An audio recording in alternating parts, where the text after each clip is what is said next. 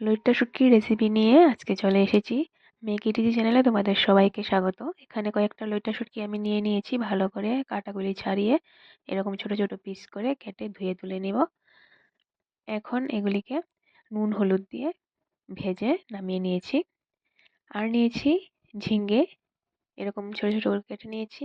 আর পেঁয়াজ কুচি আর আলুগুলিকে সেদ্ধ করে এরকম ছোট ছোট পিস করে নিয়েছি। এখন কড়াইতে তেল দিয়ে সেদ্ধ করে টুকরো করে রাখা আলুগুলিকে নুন হলুদ দিয়ে লাল লাল করে ভেজে তুলে নেব। যদি ভিডিওটা তোমাদের ভালো লেগে থাকে প্লিজ লাইক করে দেবে। দেখো আলুগুলিকে আমি এরকম ভাবে লাল লাল করে ভেজে তুলে নিচ্ছি। সেম কড়াইতে আরেকটু পরিমাণে সর্ষের তেল দিয়ে এখানে কুচি করে রাখা পেঁয়াজগুলি দিয়ে দিলাম। পেঁয়াজগুলি একটু হয়ে এলে দিয়ে দিলাম ঝিঙ্গেগুলি। আর একটু নুন দিয়ে একটু নেড়ে চেড়ে তার মধ্যে দিয়ে দেব হলুদ গুঁড়ো আর লাল লঙ্কা গুঁড়ো। কারণ শুটকির তরকারি একটু ঝাল ঝাল না হলে ভালো লাগে না, স্পেশালি লোট্টা শুটকি। তো এখানে একটু জল দিয়ে ভালো করে কষিয়ে নিচ্ছি। আর তারপর ভেজে রাখা আলুগুলি দিয়ে দিলাম।